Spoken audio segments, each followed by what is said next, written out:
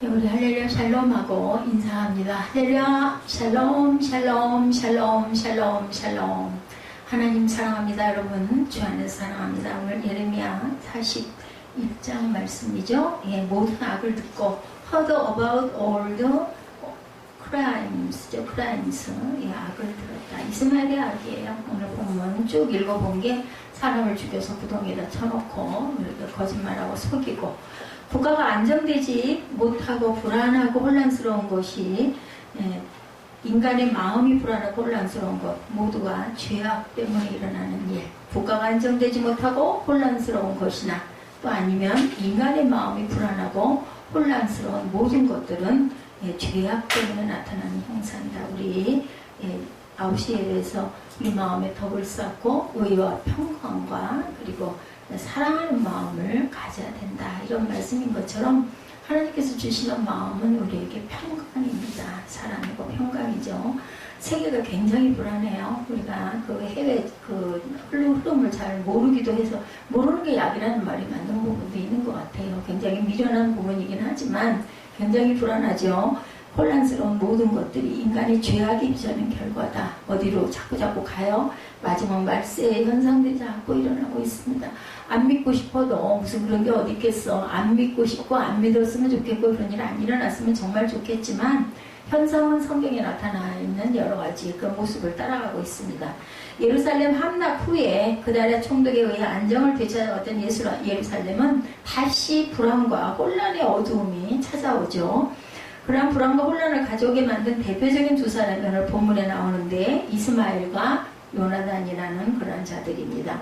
왜 하나님은 이스마엘과 요나단 두 사람의 행동을 이렇게 기록했을까? 사람을 통해서 기록을 했지만 어쨌든 간에 이 사람들의 악을 중점적으로 기록합니다.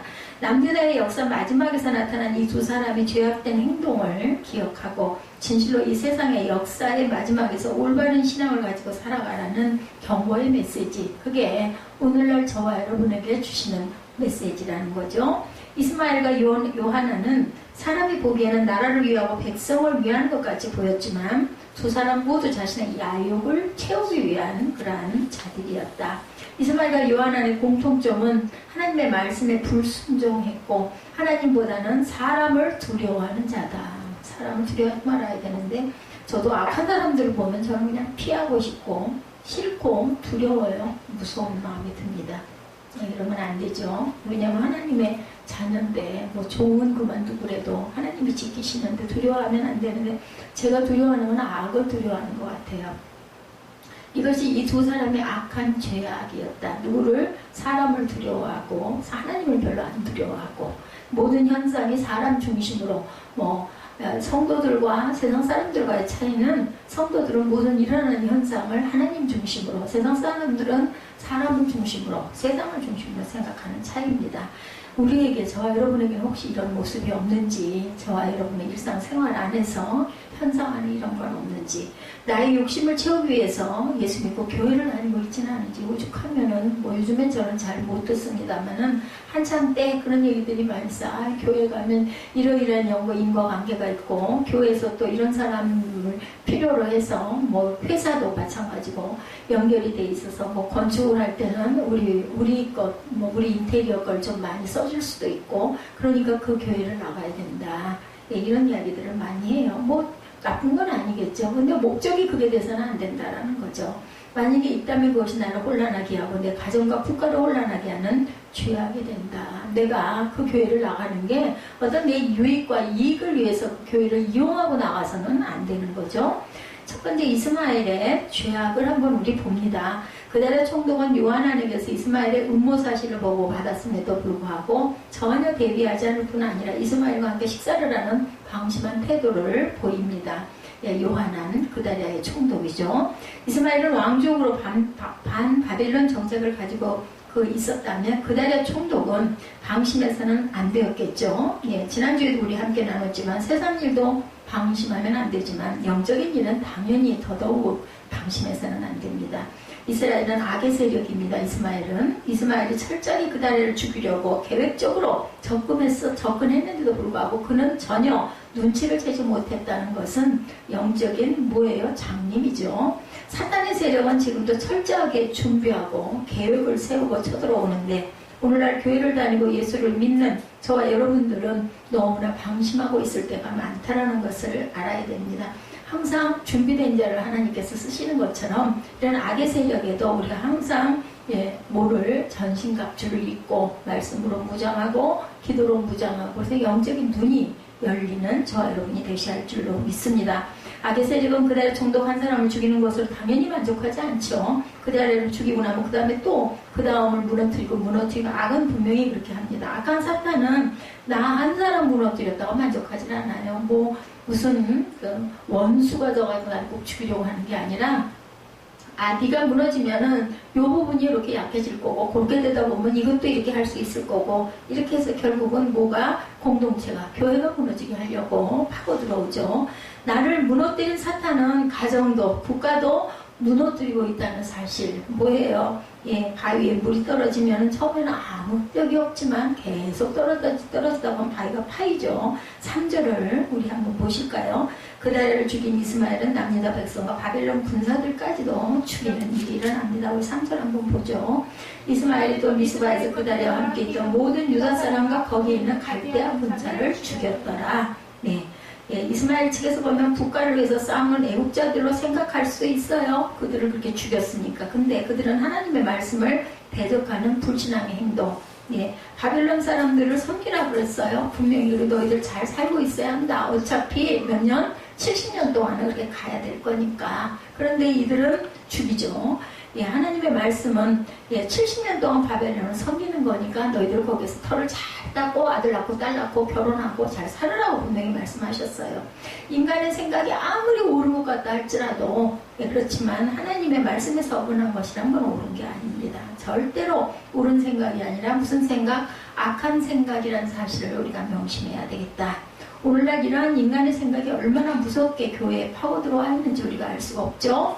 가는 길이 달라도 목적지는 같습니다. 우리가 가는 곳은 길은 다를지 모르지만 목적지는 같아요. 다원주의 사상을 넘어서 이제는 성경을 전면으로 대적하는 것들이 곳곳에서 나타나고 있습니다. 뭐라 그래요? 가는 길이 달라도 목적지는 같다. 뭐 이렇게 믿으나 예수를 믿으나 뭐 부처를 믿으나 이슬람을 믿으나 유대를 믿으나 뭐 믿는 건 다 그렇게 각각 다르게 가지만 우리가 뭐 극락에 간다 천국에 간다 목적지는 같다 이렇게 생각하는 건 다원주의입니다. 아니죠. 주 예수를 믿고 입술로 고백하는 자만이 천국을 갑니다. 미국의 로벨 목사님은 미시건주에서 10년 전에 그랜드빌리지에 마실 교회를 개척해서 7,000명의 교인 수를 가지고 있었는데 지옥이 없다 이렇게 주장을 했다고 합니다. 이 목사님은. 그래서 2013년에 사랑이 이긴다 러브 윈스라는 책을 또 출판을 해가지고 미국 교계에 이때 논란을 일으켜서 인기를 얻고 있었다고 그래요. 우리나라에도 이러한 목사님들이 지금도 굉장히 많은 존재를 하고 있습니다.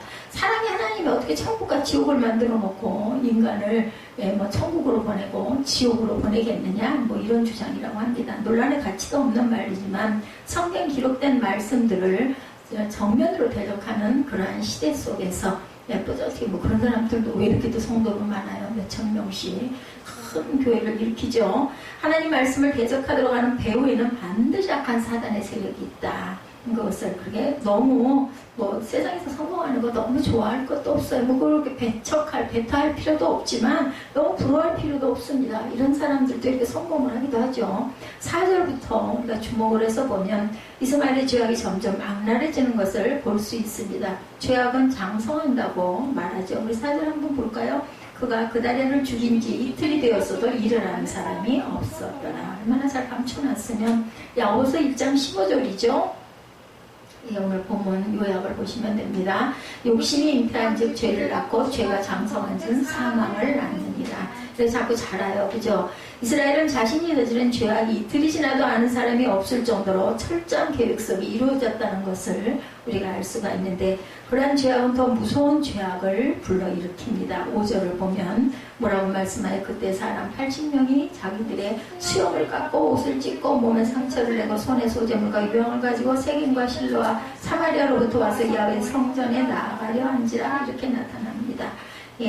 80명의 사람들이 하나님의 성전이 있는 예루살렘으로 울며 들어옵니다. 이들은 북이스라엘의 지역에 살고 있던 사람들이었어요. 예루살렘이 함락되고 성전이 무너졌다는 소식을 듣고 멀리서 애통한 마음을 가지고 하나님께 나와서 옷을 찢고 수염을 자르고 이렇게 울었다라는 거죠. 6절에 이스마엘은 이들 앞에 나아가 영접하면서 울면서 울면서 막 끌어안죠. 6절입니다. 느다냐의 아들 이스마엘이 그들을 영접하러 미스마에서 나와 울면서 가다가 그들을 만나 아이가메아를 그다에게로 가자 하더라.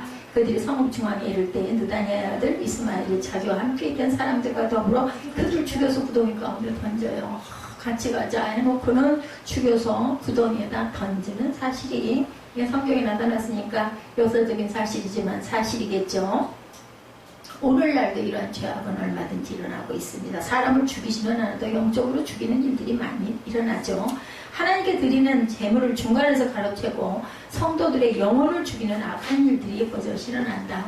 사람을 죽여서 구덩이에다 잡아먹는, 우리가 생각할 때는 아우 살인인데 죄인이고 발급됐다가 큰일 날 때 생각하지만 영적으로 죽이는 일은 사실은 더 큰 죄악입니다. 우리가 그거를 절대로 방심해서는 안 되죠. 하나님께 드려지는 재물이 자신의 야욕을 채우기 위해서 사용되고 있는 것들이 또한 오늘날의 현실입니다. 이러한 시대에 어떻게 우리가 평안을 바라는 시대가 될 수가 있겠는가? 하나님께서 주시는 거죠. 평강은 하나님이 주시는 평강과 희락은 하나님이 주시는 거지 사람이 만들어서는 한계가 있습니다. 그렇죠. 하나님을 두려워하지 않고 계속해서 이런 죄악이 저질러진다면 세상을 갈수록 혼란 속에서 불안한 시대가 당연히 되어가고 말겠다. 계시록 17장 말씀입니다. 음녀의 모습이 나오죠. 성도들의 피와 예수 증인들의 피에 취해 있다. 17장 6절입니다. 또 내가 보매 이 여자가 성도들의 피와 예수의 증인들의 피에 취한지라. 내가 그 여자를 보고 놀랍게 여기고 크게 놀랍게 여겼다. 성도들이 낸 헌금은 피 같은 거죠. 피예요. 그죠? 애쓰고 수고하고 땀 흘리고 노력해서 하나님께 낸 그런 헌금을 이렇게 해서는 안 되겠죠. 개인의 그 야성을 만들고 개인의 부귀와 영화를 위해서 사용된다면 가증스러운 음녀입니다. 누가 됐든 목회자는 더 이상 더 말할 나위도 없고 성도들의 피와 예수 증인들의 피에 취했다 이렇게 말씀합니다. 것은 죄악의 취에 타락했다라는 뜻을 갖고 있습니다. 교회 다니는 자들을 깨달아야 할 것, 그런 자에게 드린 헌금은 하나님께서 드린 것이 아니므로 드릴 필요가 없다. 그렇기 때문에 교회를 잘 선택해서 다녀야 됩니다. 그리고 귀한 것을 개나 돼지에게 주지 말라고 예수님이 말씀하시죠. 마태복음 7장 6절에 보면 거룩한 것을 개에게 주지 말며 너희 진주를 돼지 앞에 던지지 말라. 그들이 그것을 발로 밟고 돌이켜 너희를 찢어 상하게 할까 염려하라라고 말합니다.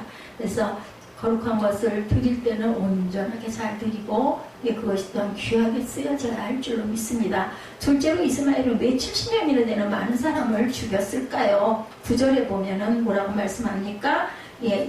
이스마엘이 그다리에게 속한 사람들을 죽이고 그 시체를 던진 구덩이는 아사왕이 이스라엘의 바하사 왕을 두려워하여 팠던 것이라. 느다냐의 아들 이스마엘이 그가 쳐 죽인 사람들의 시체를 거기에다 채웠다라고 얘기하죠.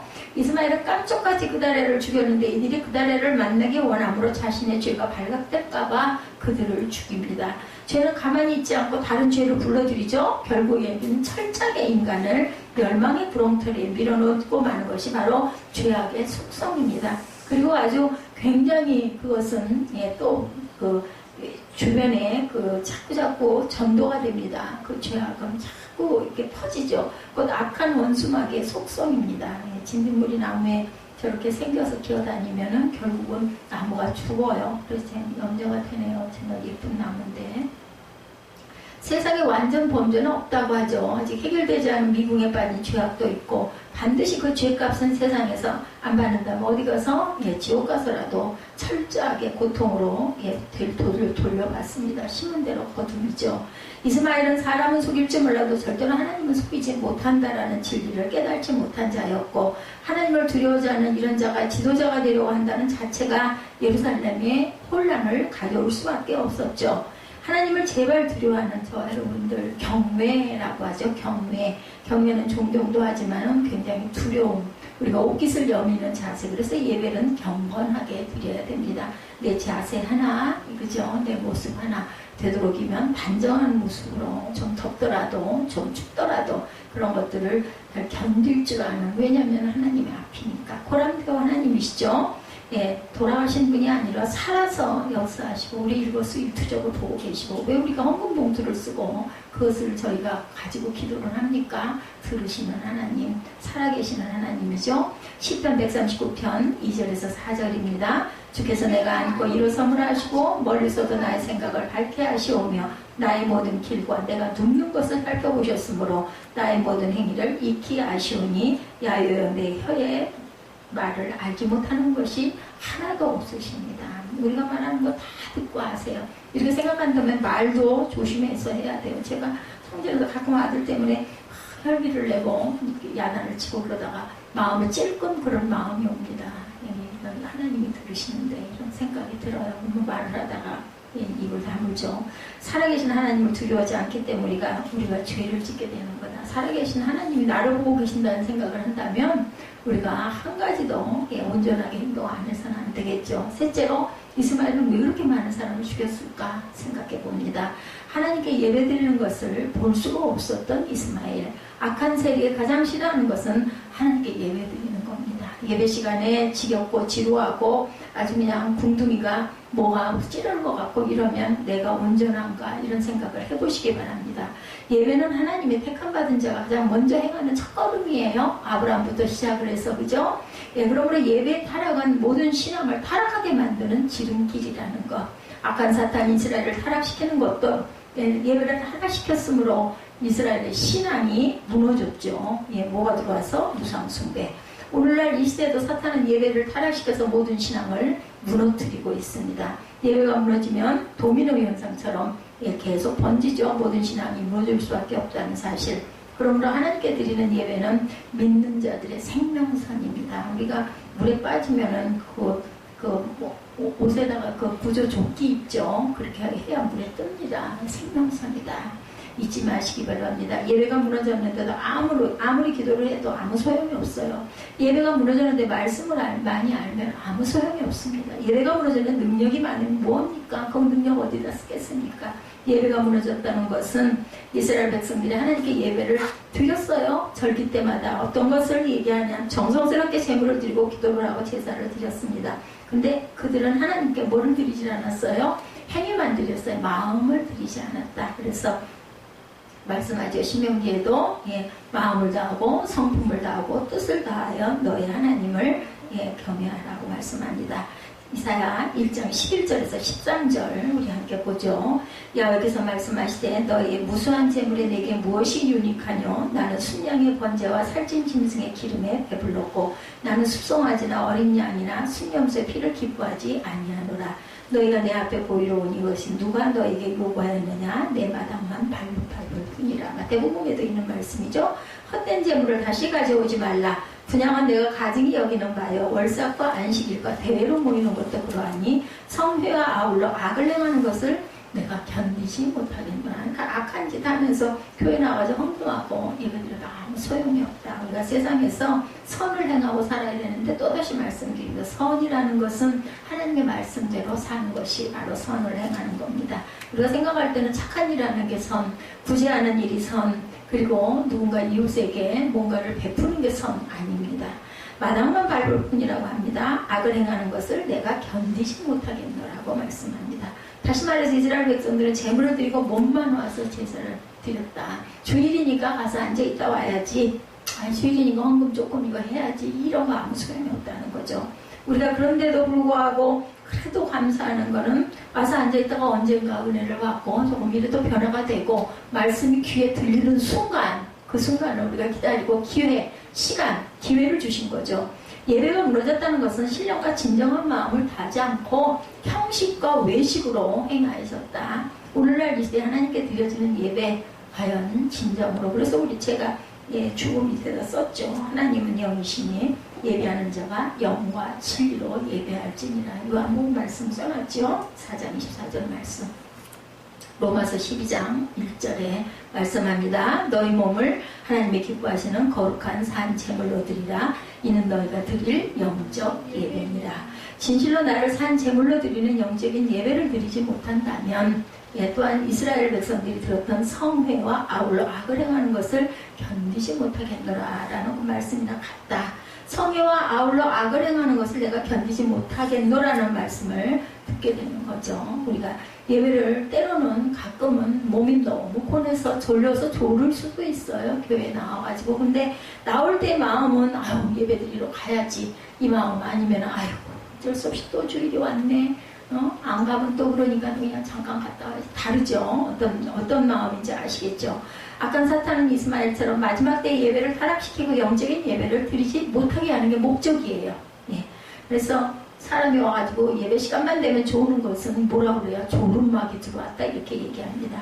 아벨의 제사는 연락하고 가인의 제사는 연락하지 아니했다는 것은 예수 그리스도의 십자가의 보혈이 흐르는 예배는 하나님이 연락하시지만 아무리 인간이 노력과 수단으로 드려진다 할지라도 예수의 피가 흐르지 않는 예배는 받지 아니한다는 사실. 우리가 아벨은 자신의 그 곡물을 하나님께 드렸고 그 가인은 그렇게 드렸고 아벨은 아주 그 어린 양을 드렸다, 피를 드렸다 해가지고 받았다라고 얘기를 하지만 그게 아니라 가인은 그냥 형식적으로 예배를 드린 거예요. 첫 번째 난 아주 가장 좋은 것으로 하나님께 드리지 않고 그냥 있는 것들 중에서 그냥 적당히 찌질한 것들을 갖다가 하나님께 드렸다. 그래서 교회에 뭘 갖다 어떤 목사님 뭐좀 드려야지 할 때는 가장 좋은 걸로 아주 보면 옛날에 계시던 그 할머니 노인분들이 그런 걸 잘했죠.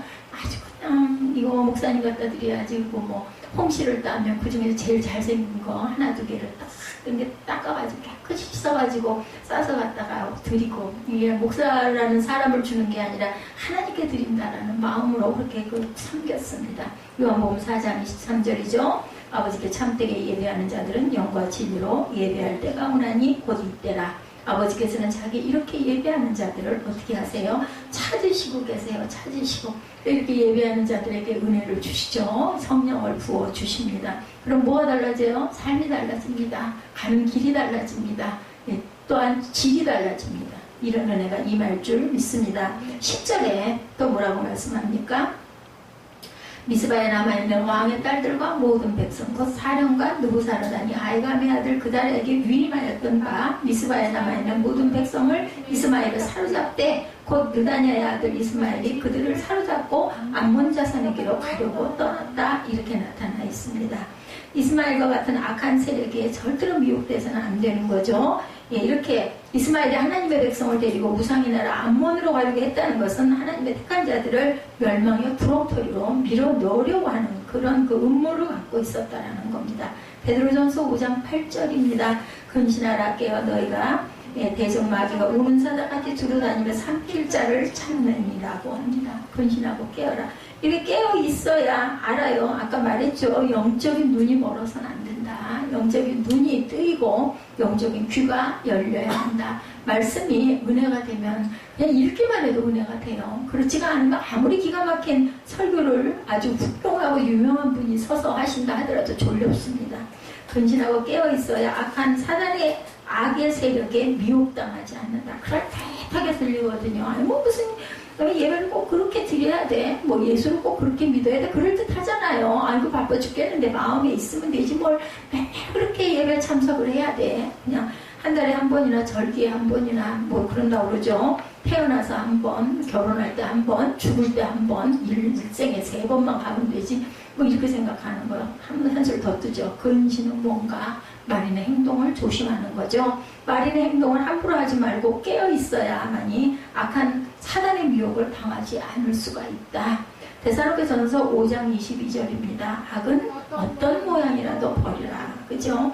악의 모양을 버려야 됩니다. 이게 뭘 어때서 그러지 마. 이게 내가 악한 짓을 하고 있나? 이게 또 여기에 물들어가지고 습관이 되는 건 아닐까? 음식도 마찬가지고 습관도 마찬가지고 우리 군것질 같은 거 할 때 저도 보면 그래요. 맨날 먹던 거 꼭 안 먹으면 허전해요. 제가 이거 끊어야 되지 않나 생각을 하는 게 요즘에는 웬일로 허미가루를 설탕을 한 3-4스푼을 넣고는 꼭 그걸 타서 뜨겁게 해가지고 먹어야 꼭 그 오전에 수영하고 와가지고 힘들게 밥 먹고 한 11시쯤 되죠. 그렇게 이것저것 치우고 뭐 하다 보면 뭐 이렇게 하는 게 많아. 그러면 헐레벌떡 먹는 것도 헐레벌떡이에요. 누가 옆에서 쫓아오지도 않는데도 그냥 앉으면 한숨이 푹 나오고 그럼 몇 숟가락 떠먹고는 얼른 치우고 누가 쫓아오냐고 천천히 해도 되는데 그건 성격인 것 같아요. 그러고 나면 꼭 맨 마지막에는 그 커피 한 숟가락 그것도 조금 진하게 타가지고 그걸 들고 와가지고 내 자리에 누워서 허리를 좀 피면은 그냥 아이고 소리도 절로 나오죠. 그렇게 하고는 아주 가장 편한 자세로 앉아가지고 그 커피를 그 뜨거운 커피를 홀짝홀짝 그걸 한 컵을 먹고 나면은 그냥 마음이 그냥 이렇게 뭐랄까 그냥 푸근해지는 느낌. 위로를 스스로가 위로를 하는 거야. 그냥 오늘 그래도 승리했네. 오늘 일과 이제 또 시작이다. 이런 마음을 먹습니다. 우리가 이 말을 기억하십시다. 악은 어떤 모양이라도 버려야겠다. 이건 내가 안 해야 되겠다. 코람데 하나님이 나를 보고 계신데 이거 과연 내가 잘하는 걸까 아닐까. 이것을 가끔은 한 번씩 돌아보고 그렇게 사시기 바랍니다. 그래서 항상 악이 둥지를 틀지 못하고 살아가는 거. 아니 이거 몸에 좋지 않은 거 그거 자꾸 저도 제가 그래서 이거 이러다가 너무 단 거 이렇게 먹어가지고 내가 혹시 또 당뇨리 그러면 전혀 저는 없으니까 그런 생각을 합니다. 근데 한편으로는 또 혼자 생각을 하죠. 예, 나를 또 이렇게 다독여 주는 거죠. 아 내가 이게 당분이 필요해. 그러니까 이 정도는 먹어도 돼. 이런 또 위로를 하기도 합니다. 그 대신 이제 꼭 하루에 한 번만 그렇게 한 번만 먹고 또 이제 오후나 좀 쉬고 나서 아니면 뭔가를 열중하고 나서 좀 또 쉴 때 그때는 딱 꼭 그 커피 하나를 먹습니다. 그 프림이 들어있는 그 커피 하나. 예, 근데 그것도 좀 안 먹어야 될 텐데 그거 하나 먹고 그거 한 잔 마시는 건 괜찮겠지 이런 마음을 먹으면서 이게 본인이 좋지 않은 걸 자꾸 가까이 하다 보면요 그 군것질하는 것도 마찬가지 같아요. 아이들도 보면은 학교에서 그 학교할 때 꼭 들리는 참새가 가까이라고 그러죠. 들리게 되고 꼭 먹어야 돼요. 그래서 나쁜 건 되도록이면 멀리 해야 됩니다. 조금 옆으로 갔죠. 두 번째 요한안의 죄악에 대해서 한번 봅니다. 요한안과 그의 축군 군 지휘관들은 나중에서야 이스마엘이 그 다리를 죽이고 남유다 백성들을 끌고 암몬으로 가고 있다는 소식을 듣고 추격해서 백성들을 구해내죠. 이스마엘은 요한안의 군대에 패하여서 암몬으로 도망가고 있었어요. 그러나 17, 8절에 보면 요한안의 죄악이 드러납니다. 17, 8절 우리 한번 또 볼까요? 애굽으로 가려고 떠나 베들레헴 근처에 있는 게롯 기맘에 머물렀으니 이는 그다니의 아들 이스마엘이 바벨론의 왕이 그 땅을 위임한 아이감의 아들 그다니엘을 죽였으므로 그들이 갈대아 사람을 두려워함이었다. 이렇게 나타납니다. 요한안의 죄악은 두 가지로 볼 수가 있습니다. 첫째는 애굽으로 가려고 한 죄악입니다. 애굽으로 가면 안 되죠. 요한안이 이스마엘과 싸워서 남유다 백성들을 구원한 것은 잘한 행동이었어요. 그런데 요한안은 이스마엘과 다를 바 없이 믿음이 없는 자였기 때문에 애굽으로 가려고 했다는 거죠. 이스마엘과 전쟁에서 승리하는 요한안은 백성들을 데리고 마땅히 예루살렘으로 가야 했는데 애굽으로 피면 거기가 안전할 것 같고 거기가 좀 살기가 좀 편안할 것 같았던 거예요. 인간의 눈입니다. 사람의 눈입니다. 하나님의 말씀대로 하지 않았다라는 거죠. 애굽으로 간다는 것은 말씀에 순종하지 아니하겠다라는 뜻을 나타냅니다. 우리가 볼 때는 그게 훨씬 좋은 거죠. 예, 바벨론에 있다가 포로에서 너희들 너희 나라로 돌아가라 했을 때 역대 상하에도 나타나 있고 느헤미야에도 나타나 있고 에스라에도 나타나 있는 것처럼 그게 쉬운 일이 아니었어요. 1세대들은 다 죽었고 2, 3세대들이 거기에 다 가지고 정말 바벨론에서 자기의 입지를 굳히고 잘 살고 있었습니다. 근데 예루살렘은 어떻게 생겼을까요? 완전히 폐허가 돼가지고 허허벌판이에요. 아무런 생활할 수 있는 여건이 없어요. 거기로 고레스 왕이 칙령을 내려가지고 너희 나라로 다 돌아가라. 70년 만에 가기가 쉬웠겠냐고요. 근데 하나님이 말씀하셨잖아요. 너희들을 70년 후에는 너희를 해방시켜 줄 것이니 너희 나라로 돌아가서 예루살렘 성전을 재건하고 예, 그렇게 해서 다시 살아라 라고 말씀을 하셨거든요. 그래가지고 에스라가 그 운동을 하고 느헤미야가 운동을 해서 아주 극소수가 간 거예요. 예루살렘으로 간 건 뭡니까? 순종입니다. 나중에는 잘 살게 하시죠. 항상 우리가 고난이 없이는 영광이 없다는 거 잊지 마시기 바랍니다. 이스마엘에 비한다면 요한안은 더 악한 자는 아니지만 하나님 말씀에 순종하지 아니한 죄는 이스마엘과 같았다. 다를 바가 없으니까 더 악하고 덜 악한 게 중요하지가 않아요. 하나님 말씀에 순종하지 않고 악한 길로 간 거는 더 악하나 덜 악하나 똑같다는 겁니다. 믿음과 순종은 둘이 아니라 하나라는 사실을 잊지 마시기 바랍니다. 믿는 자들이 순종합니다. 그렇기 때문에 순종이 뭐보다 낫다? 제사보다 낫다. 예배보다 낫다라는 말씀을 하시는 거예요.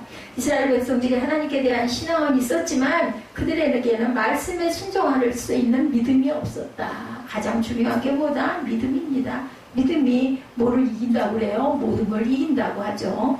순종이 없는 신앙은 온전한 믿음이라고 절대로 볼 수가 없습니다. 예, 순종이 제사보다 낫다고 하죠. 사무엘상 말씀에. 자, 오늘날 이 시대에 신앙을 가진 사람들이 많아요. 신앙생활하는 사람도 굉장히 많죠. 이 땅에 교회를 다니고 있는 사람들이 2005년 통계청 조사에 의하면 861만 명, 예, 전체 인구의 18.3%입니다. 근데 문제는 이들의 신앙을 가지고 있을지 몰라도 말씀에 대한 순종이 정말 적다. 점점 갈수록 적어지고 작아지고 있다. 숫자가 작아집니다. 이스라엘 백성들처럼 하나님께 예배를 드리고 성전에 오긴 하지만 순종이 없는 그런 예배가 지금 이 땅 곳곳에서 드려지고 있다는 것. 아픈 일이죠. 크게 보지 말고 내 주위에 교회를 다니고 있는 몇 사람만 보더라도 말씀에 순종하지 않고 신앙생활을 하고 뭐 예배는 예배고 현실을 어떻게 그렇게까지 하고 살아 이런 생각들 하는 사람이 많다. 말씀에 순종한다고 해서 율법적인 신앙을 강조하는 게 아니고 이스라엘 백성들은 율법적으로 얼마나 잘 순종하고 하나님을 섬겼을까. 하나님이 원하시는 말씀에 순종은 마음입니다. 마음. 순종한다는 것은 내가 그 마음이 있어야, 아이들도 그러잖아요. 마음에 있어야 무슨 아무리 좋은 얘기를 해도 자기가 마음에 해야 되겠다 생각 없으면 안 해요. 하는 척 하다가 말죠. 그래도 우리는 계속해서 해야 됩니다. 가르쳐야 되기 때문에. 근데 중요한 것은 말을 안 듣고 뺀질뺀질하게 굴고 속내가 훤히 들여다보면 아주 밑감머리스럽죠. 다 그냥 쥐어박아가지고 그냥 발길로 그냥 탁 걷어차가지고 내쫓아버리고 싶은 마음이 그렇게 듭니다. 근데 그래서는 안 되죠. 제가 늘 깨달는 건 그래가지고 좋을 게 뭐가 있나. 회복이 되질 않는데 그러니 뭐 속이 뒤집어지는 거죠. 오죽이나 하면은 그 사명을 제가 마지막으로 하고 가라고 맡기셨겠는가 이런 생각을 합니다. 하다못해 너 그거라도 하고 와라 맡겨주신 거 아닌가. 근데 여러분 한 영혼 구원하는 게 천하보다 큽니다. 그런 마음으로 가질 때는 저는 기도할 때 그 말씀을 계속합니다. 한 영혼이 천하보다 낫다고 하셨죠. 그러면 그냥 사무엘 하나 건지는 게 천하를 내가 건지는 거다라는 마음을 갖고 해야 되겠다. 대단한 중차대한 사명이다. 제가 이러함에도 불구하고 나를 쓰시겠다고 아직은 세상에 놔두시고 개를 바르게 인도하라고 하시니 내가 해야 돼. 그것도 순종입니다. 그렇게 하는 것도. 예수님은 모든 율법에 대한 강령을 마태복음 22장 37절에서 42절에 두 가지로 말씀하셨어요. 마태복음 22장 37절에서 40절 볼까요? 예수께서 이르시되 내 마음을 다하고 목숨을 다하고 뜻을 다하여 주 너의 하나님을 사랑하라 하셨으니 이것이 크고 첫째되는 계명이요 둘째는 그와 같으니 내 이웃을 내 자신과 같이 사랑하라 하셨으니 뭐예요? 하나님을 사랑하고 이웃을 사랑하라. 여러분들 이웃이 누군지 아시죠? 예, 부부 사이에는 남편과 아내가 바로 이웃입니다. 그래서 뭐라 그래요? 왼수가 어디 있다고 그래요? 옆에 있다고 그러죠. 그런데 그 왼수를 사랑하라는 거예요. 제가 목사인데도 불구하고 어느 날 이걸 깨달고는 깜짝 놀랐잖아요. 내 이웃을 사랑하라는 이야기를. 내가 이웃 사랑하라면 그냥 그저 이웃 사람을 생각하잖아요. 그럼 뭐 이웃 사람은 아니어도 내 주변에 있는 내 귀한 뭐 친척, 아니면 정말 가까이 하는 사람을 이웃이라고 생각을 하는 게 맞는데, 와, 왜, 그날 정말 크게 가서 다가오더라고. 오, 이웃이 남편이네. 네, 그 생각이 나니까, 그래서, 예, 약간 세상적인 얘기긴 하지만은, 우리가 정말 좋은 관계는 부부로 만나지 않는다고 그러죠. 예. 이 얘기는 약간 우리 기독교에서 좀 벗어난 얘기긴 하지만 전생에 원수로 지내던 사람이 세상에서 부부로 만난다 이런 얘기를 했습니다. 좋은 부부는 없대요. 왜냐하면 흉허물을 다 알잖아요. 그러다 보니까 악이 보이는 거죠. 미운 게 보이는 거, 못된 게 보이는 거죠. 이 두 계명이 온 율법과 선지자의 강령이라고 말씀합니다. 신명기 5장 말씀이에요. 예, 네 마음을 다하고 성품을 다하고 뜻을 다해라 라고 말씀하시는 부분이. 그래서 이 두 계명이 온 율법과 선지자의 강령이다. 내 마음을 다하고 목숨을 다하고 뜻을 다하여 주 너의 하나님을 사랑하라. 또 이 마음을 가지고 내 이웃을 사랑하라고 했습니다. 이게 사랑할 수 있는 자를 사랑하는 건 누구나 하는 거라는 거죠. 우리는 은혜를 받았으니 사랑할 수 없는 자를 사랑해야 되겠다. 그리고 만들어 가야 되겠죠. 서로가 부족한 부분을 채우고 가라고 부부를 주셨습니다. 오늘날 교회 다니는 사람들이, 예수를 믿고 있는 사람들이 마음을 다하고 목숨을 다하고 뜻을 다해서 하나님을 사랑하고 내 이웃을 사랑하고 있는지 찔리죠. 그죠? 찔립니다. 내 마음을 다하고 목숨을 다하고 뜻을 다하여 주 너희 하나님을 사랑하라. 그리고 이웃을 사랑하라. 이것이 바로 오늘날 이 시대가 다시 말한다면 오직 예수 신앙으로 살라, 이런 뜻이라는 것. 오직 예수를 위해서 마음을 다하고 목숨을 다하고 뜻을 다해서 살아가는 저와 여러분들이 되시기를 주님의 이름으로 축복합니다. 오직 예수님에게 순종함이 없이 드려지는 예배와 생활은 온전한 믿음으로 볼 수가 없다. 우리가 믿는 믿음은 누구를 위한 믿음입니까? 예수 그리스도를 믿고 있는 믿음. 왜냐하면 구원을 주셨으니까. 그리고 내 이웃을 또 구원해 주시고 너와 내 집을 구원해 주신다고 말씀했죠. 예수 믿지 않고 있다면 그 믿음은 세상적인 믿음이지 하나님이 주신 믿음이 아닙니다. 그 믿음과 하나 된 것이고 순종이고, 그 순종은 오직 예수를 위해서 살아가는 것이 바로 순종이다. 결국 믿음과 순종은 예수님을 위해서 살아가는 것이라는 사실, 믿음으로 순종한다. 요한은 그 믿음과 순종이 하나로 역사하지 못했기 때문에 세상을 의미하는 애굽으로 내려간 거죠. 애굽은 세상이에요. 애굽은. 예루살렘은, 이스라엘은 뭐예요? 믿음의 세상, 하나님의 나라. 그리고 애굽은 세상입니다. 우리도 믿음과 순종이 하나로 역사하지 못하면 언제든지 세상으로 내려갈 수 있다는 사실을 명심해야 되겠다. 믿음과 순종을 의미하는 오직 예수 신앙을 가지고 살아가는 저와 여러분들이 되셔야 되겠죠. 둘째로 요한의 죄는 하나님을 두려워하지 않고 사람을 두려워했다. 18절에 나타나있죠. 18절 끝에 보면 갈대 사람을 두려워하였습니다. 이렇게 기록되어 있습니다. 요한은 하나님보다 바벨론 왕과 사람들을 더 두려워합니다. 그달레를 자신이 죽이지 아니했음에도 요한은 그달의 죽음으로 바벨론의 보복을 두려워했습니다. 그러나 이것은 요한은 스스로 내린 생각의 결과였고, 보복이 없을 수도 있고 있더라도 그것은 당연히 받아야 할 대가라는 것을 생각하지 않았다. 많은 사람들은 요한처럼 스스로 자신이 어떤 결과가 올 것이라는 것을 생각하고 결정을 내릴 때가 많습니다. 아, 내가 이랬으니까 이렇게 해야지. 하나님께 맡기지 못한 것은 불신앙에서 나온 행위입니다. 요한의 마음에도 바벨론의 통치를 받지 아니하겠다는 마음이 있었기 때문에 이렇게 애굽으로 도망가려고 했던 거죠. 이것은 바벨론에게 항복하라는 하나님의 말씀에 순종하지 못하겠다라는 그런 행동이었다는 것을 우리가 봅니다. 42장에 보면요, 요한은 에레미야 선지자에게 애굽으로 내려갈지 안 갈지 갈 길을 하나님께 물어봐 달라고 이렇게 하는 부분이 있습니다. 에레미야 42장 6절에 보면 우리가 당신을 우리 하나님 야훼에게 보내면 그의 목소리가 우리에게 좋든지 좋지 않든지를 막론하고 순종하려 함이라, 이렇게 말씀했어요. 막론하고 순종해야 된다고 말합니다. 네. 요한은 하나님의 가르친 대로 순종하겠다고 했어요. 근데 하나님의 응답은 애굽으로 내려가지 말아라 라는 말씀이었다는 거죠. 요한은 에레미야 선지자에게 거짓말을 하고 있었다는 겁니다. 에레미야 43장 2절에서 3절을 보면 잠깐 볼까요? 다음 장이니까 다 다음 장이죠. 호사야의 아들 아사랴와 가레아의 아들 요하난과 모든 오만한 자가 에레미야에게 말하기를 내가 거짓을 말하는도다. 우리 하나님 야훼께서 너희는 애굽으로 살려고 그리로 가지 말라고 너를 보내어 말하게 하지 아니하셨느니라. 이렇게 거짓말합니다. 이것이 곧 우리들의 모습은 아닌지, 자신들이 이미 결정을 다 내려놓고 하나님께 물어보라고 해놓고 자신의 뜻과 반대되는 말씀이 나오자 거짓말이다 이렇게 얘기합니다. 자신들을 죽이려고 한다는 거죠. 이것이 하나님을 두려워하는 자의 모습이 아닌 겁니다. 이것이 진정으로 하나님을 믿고 있는 자의 모습이 아닙니다. 오늘날 이 시대 교회 속에 이미 하나님은 사라진 교회들이 엄청 많이 존재한다고 합니다. 아주 힘있는 유명한 목사님들이 하나님 자리를 차지하고 영광을 받고 있죠. 예수 그리스도의 피값으로 산 교회들이 인간들이 그 교회를 차지하고 있어서는 안 되겠죠. 악한 원수마귀가 교회의 강단을 차지하고 다스리고 있는 그러한 모습, 그 속에서 우리가 무엇을 생명의 말씀을 얻을 수가 있겠는가? 하나님을 두려워하지 않는다는 것은 하나님의 살아계심을 인정하지 않는다는 것. 살아계시고 영으로 듣고 보고 계신다고 생각한다면 이렇게 할 수가 없죠. 하나님을 두려워하지 않는 이들이 예수 그리스도의 십자가의 죽으심을 애통하게 생각할 리가 없습니다. 하나님을 두려워하지 않는 사람들이 예수 그리스도의 십자가의 죽으심도 부인하게 돼 있죠. 아니 죽으심으로 인하여서 부활하셔가지고 우리를 피값으로 사셔서 구원하셔서 우리에게 생명을 주셔서 우리도 죽으면 영원한 생명을 얻을 거다라는 것을 믿는다면 부활신앙을 가지고 있는 사람들은 절대로 그렇게 하지 않습니다. 왜냐하면 우리가 영원히 사는 게 아니거든요.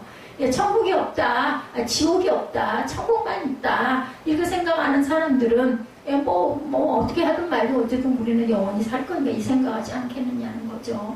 우리는 항상 하나님 말씀대로 믿고 말씀대로 행하고 살아야 할 줄로 믿습니다. 부활신앙을 가진 분들은 하나님을 두려워하지 않는 자들의 특징 중에 세 가지. 첫째는 요한처럼 사람들을 두려워한다 하면서 하나님을 두려워하지 않는 자. 사람을 두려워하면서 하나님을 두려워하지 않는 자.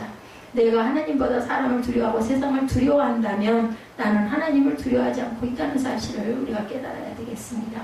마태복음 10장 28절이죠. 몸은 죽여도 영혼은 능히 죽이지 못하는 자들을 두려워하지 말고 오직 몸과 영혼을 능히 지옥에 멸하실 수 있는 일을 두려워하라 이렇게 말씀합니다. 사람 비유 맞추려고 내가 사명자가 된 것이 아닙니다. 그렇죠? 하나님 마음에 합당한 자가 되기 위해서 내가 사명자가 되었고 택함 받았다는 사실을 명심하시기 바랍니다. 갈라디아서 1장 10절입니다. 이제 내가 사람들에게 좋게 하랴 하나님께 좋게 하랴 사람들에게 기쁨을 구하랴 내가 지금까지 사람들의 기쁨을 구하였다면 그리스도의 종이 아닙니다. 옳은 말씀을 전해야 됩니다. 온전하게 바르게. 그리고 둘째는 세상을 사랑하는 자는 하나님을 두려워하지 않는 자들이다. 세상을 사랑한다는 것은 세상을 우상처럼 섬기는 것과 같다라는 겁니다. 하나님은 결코 우상을 섬기는 자를 용서하시지 않습니다. 그 우상이 나 자신이 될 수도 있어요. 아니면 내 오락이 될 수도 있어요. 내 취미가 될 수도 있어요. 그죠? 아니면 내 돈이 될 수가 있어요. 아니면 내 명예가 될 수도 있습니다. 그게 바로 우상입니다. 우리가 무슨 우상을 섬겨. 내가 어디 가서 점을 치기를 해. 내가 다른 걸 믿기를 해. 난 그런 우상 숭배 아니에요. 내 생활 가운데 내 삶 속에 하나님보다 더 중요시하는 것이 뭐가 있나? 내 자녀가 하나님보다 중요한가? 내 아내가 하나님보다 중요한가? 하나님은 결코 우상을 섬기는 자를 용서하지 않는다고 말씀하시죠. 나 자신이 될 수도 있고 자식이 될 수도 있고 재물이 될 수도 있고 명예가 될 수 있습니다. 오직 예수 신앙을 가지고 예수님을 가장 깊이 사랑하는 것이 진정과 하나님을 두려워하는 자의 참 모습이라는 것을 깊이 깨달으시기 바랍니다. 마태복음 17장 8절이죠. 오직 예수 외에는 아무도 보이지 아니하더라. 셋째는 날마다 예수의 피로 회개하지 않는 자는 하나님을 두려워하지 않는 자다. 내가 어떻게 구원을 받은 자인가? 내가 예수 그리스도의 피로 구원받다는 것은 모든 것이 다 끝난 것만은 아닙니다. 한 사람이 날마다 얼마나 많은 죄를 짓고 사는지, 그죠? 오늘 하루는 내가 과연 하나님께 얼마나 온전치 못한 부분이 많았는지 사람마다 다르겠지만 5손가락을 꼭 풀 수가 없을 정도로 많을 겁니다. 근데 이러한 죄를 매일 회개하지 않고 쌓아두고 산다면 내 영혼은 얼마 못 가서 더럽고 악취가 나는 오물 쓰레기장처럼 되고 말 것이다. 주방을 아무리 치워도 냉장고 속을 아무리 치워도 보면 또 뭐가 지저분한 것들이 있고 뭐가 국물이 흘러있고 이래요. 그거 안 닦고 계속 놔두면 보름 한 달만 놔두면 어떻게 됩니까? 냄새가 나죠. 그리고 말라붙고 보면 냉동고가 막 꽝꽝 얼어가지고 그 다음에는 냉장실로 냉기가 나오지도 않고 막 얼음덩어리가 돼 있고 해요. 한 달 정도만 그냥 그런 거 내버려두고 국물 같은 거 방치하면 우리 영혼도 마찬가지라 눈에 보이죠. 그런 것들은. 그러니까 저걸 닦아야 할 텐데 하다가 2-3달 후에라도 어떻게든 해서 예전에 그 냉장고 가져오셨던 분 말씀하신 거 들으셨죠? 냉장고 치우기 싫어가지고 새 냉장고로 바꾼다고. 얼마나 돈이 많으면 냉장고 치우기 싫다고 그거 가져가시고 새 거 갖다 주세요. 그래가지고 되겠어요? 살림하는 주부겠냐고요. 말도 안 되는 소리죠. 근데 우리 영혼도 마찬가지다. 날마다 예수 그리스도의 피로 깨끗이 회개하는 자가 되어야 된다는 거죠. 매일매일 그래서 우리는 기도해야 됩니다. 그 피가 어떤 피? 예수의 피, 사랑의 피라는 것. 독생자 예수님을 십자가에서 죽게 하고 나의 죄를 대속하여 주신 그 피를 위해서 소홀히 한다는 것은 하나님을 두려워하지 않고 사는 행위라는 것을 우리가 깨달아 알아야 되겠다. 여러분의 신앙, 어떻습니까? 여러분 혼란스럽지 않습니까? 여러분 가정이 혼란스럽지는 않습니까? 뭐 때문인가 돌아보시는 묵상의 시간 되시기 바랍니다. 죄악 때문에 내 영혼이 내 가정이 혼란스러워하고 있는 것, 죄악으로 가득 찬 세상은 해가 거듭될수록 혼란스러운 세상이 될 겁니다. 이러한 시대에 예수 그리스도로 구원받은 자라면 우리는 어떻게 살아야 될 것인가? 날마다 그리스도 안에서 나의 죄를 회개하며 말씀에 순종하며 오직 예수 신앙으로 살아갈 때 우리가 이 세상에서 얻을 수 없는 평안이 우리 영혼을 붙잡아 주실 겁니다. 제가 아까 우리 찬송가를 많이 했죠. 오랜만에 찬송가 제목을 쭉 훑어보는 가운데 은혜가 되는 그러한 제목들, 그 중에 내 영혼의 그 강 깊은 데서 맑은 가락이 울려. 저는 참 이 가사를 좋아해요. 정말 그냥 내 영혼 깊은 데서 막 맑은 가락이 울려 나오는 것 같아요. 지금은 제가 목이 약해졌지만 이 찬양을 하면 얼마나 그 소리가 고왔는지 모릅니다. 요한복음 14장의 17절이죠. 평안을 너희에게 끼치노니 곧 나의 평안을 너희에게 주노라. 주시겠대요. 예. 뭐 하면 순종하는 자. 뭐 안에서? 믿음 안에서. 어려울 게 없어요. 내가 너에게 주는 것은 세상에 주는 것과 같지 아니라 너희는 마음에 근심하지도 말고 두려워하지도 말라. 이렇게 기가 막힌 선물을 주셔요. 마음에 염려도 말고 두려워하지도 말래요. 예, 평안을 너에게 주겠대요. 무조건 주신다고 그래요. 뭐만 하면 믿고 순종하기만 하면, 말씀을 믿고 받아들이기만 하면 오직 예수 안에서 얻는 평안은 세상에서 경험하지 못한 평안을 가지게 살게 된다는 것. 그 평안은 그냥 주어주시는 것이 아니라 오직 예수 안에서 날마다 예수의 피로 사함을 받고 예수 신앙을 가질 때 얻게 된다는 자격은 어디에다 있어야 되지 않겠어요? 예, 7월 13일 날 주택관리사 시험 본다면서요. 왜요? 자격을 주기 위해서 1차 시험을 보는 겁니다.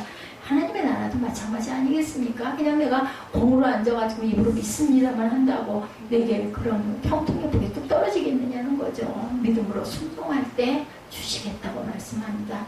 세상은 갈수록 우리에게 아주 좋지 않은 소식이 국내외적으로 많이 보도가 됩니다. 세상의 소리에 두려워하지 말고 오직 예수 신앙으로. 어차피 내 나이가 40살이면 앞으로 내가 한 40년 세상의 땅에 있다가 어쨌든 우리는 갈 길을 갑니다. 예, 우리 세상에 살면서 운전할 때 운전하는 분들 필수로, 요즘은 필수죠. 운전할 때 그 보험 드는 거, 그죠? 자동차 보험 드는 거. 또 살아가면서 건강으로 인하여 보험들 듭니다. 하나님의 나라, 우리 영원한 나라, 우리가 얼마를 우리 영혼의 안식을 살아갈지 모르죠. 알 수 없죠. 세상에서는 기회가 있어요. 우리 하늘나라를 가느냐, 영돌로 하느냐는 기회가 끝나면 끝납니다. 이런 걸 생각할 때 하나님의 나라를 우리가 사모하고 믿음과 순종으로 살아가시고, 잘못된 부분들은 배워내세요. 우리 수술하지 않으면 그 어떻게 돼요? 자꾸 점점 그게 독이 점점 퍼져가지고 그 부위가 점점 커집니다. 깨끗이 수술해내시고 회개하고 돌이키셔서 하나님 보시기에 복된 저와 여러분이 되시기를 주님의 이름으로 축복합니다.